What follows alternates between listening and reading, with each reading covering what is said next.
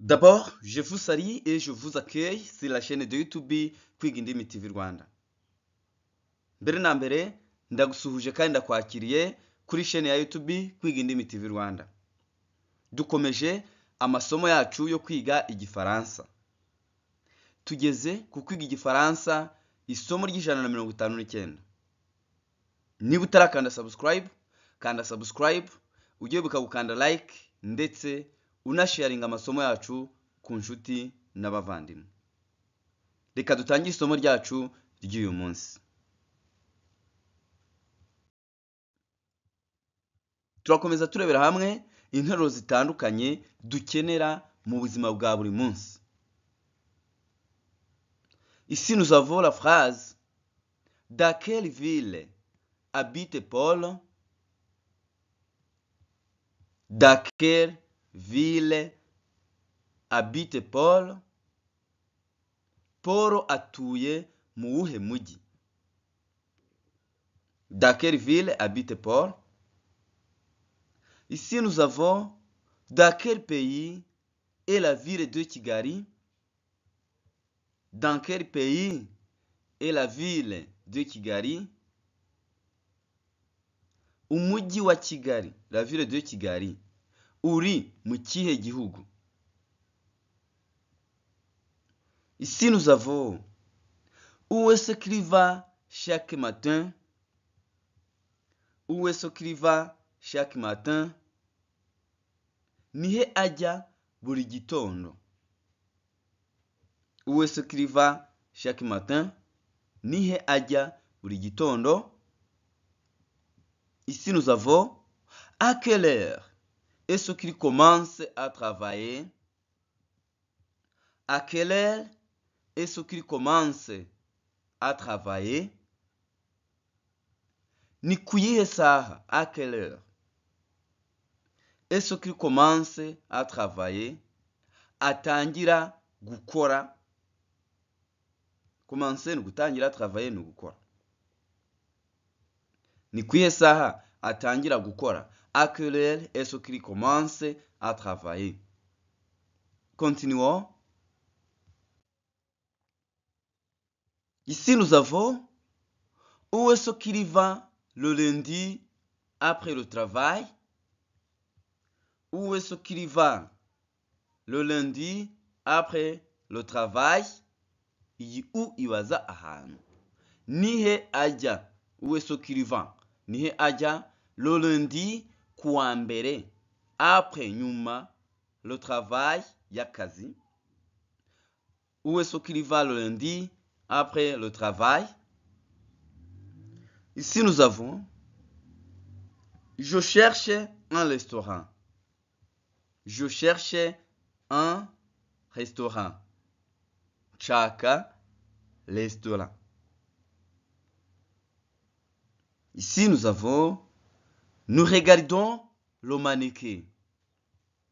Nous regardons le mannequin. Turi kwitegereza mannequin cyangwa se turi kureba mannequin. Mannequin ni wa muntu utabyibushye, uhorose ariko bikaba bimugira mwiza, kugaragara neza. Mannequin utabyibushye. Nous regardons le mannequin. Ici nous avons ils écoutent la radio. Ils écoutent la radio. Bari kumva radio. Ahangaha ushatse wanavuga ngo bumva radio. Bari kumva radio, bumva radio, ibyo byose ni kimwe. Ils écoutent la radio. Continuons. Ici nous avons nous jouons aux cartes. Nous jouons aux cartes. Dukina amakarita. Nous jouons aux cartes. Jouer ni ugukina. Nous ni twebwe dukina. Nous jouons aux cartes. Dukina amakarita. Ici nous avons elle roule à vélo. Elle roule à vélo. Atwara igare. Gutwara igare, c'est rouler à vélo. Ici, nous avons tu as réussi à l'examen. Tu as réussi à l'examen. Réussir ni ugutsinda. À l'examen, gutsinda ikizamini. Twavuga tu as réussi à l'examen. Watsinze ikizamini. Tu as réussi à l'examen. Watsinze ikizamini. Ici, nous avons vous assisterez à la conférence. Vous assisterez à la conférence. La conférence, ihuriro. Muzitabira ihuriro. Ni ihuriro riba rigambiriye kuvuga ku kintu runaka. Vous assisterez à la conférence. Muzitabira ihuriro. Continuons. Ici, nous avons je ne peux pas renoncer à ce voyage. Je ne peux pas. Sinshobora renoncer. Kureka. À ce voyage. Uru rugendo. Voyage ni urugendo. Renoncer ni ukureka. Wavuga uti je ne peux pas sinshobora. Je ne peux pas renoncer à ce voyage. Sinshobora kureka uru rugendo. Ici, nous avons éléphant de la musique. Éléphant de la musique. Bari gucuranga umuziki. Éléphant de la musique. Ici, nous avons nous faisons des mathématiques. Nous faisons des mathématiques. Turi kwiga imibare. Kuvuga ngo umuntu ashobora kubaza ati uri kwiga iki? Urugero wiga muri segonderi cyangwa se muri kaminuza. Uri kwiga iki? Ukamubwira uti nous faisons des mathématiques. Turi kwiga imibare. Ici nous avons je fais de l'exercice. Je fais de l'exercice. Ndi gukora imyitozo. Continuons.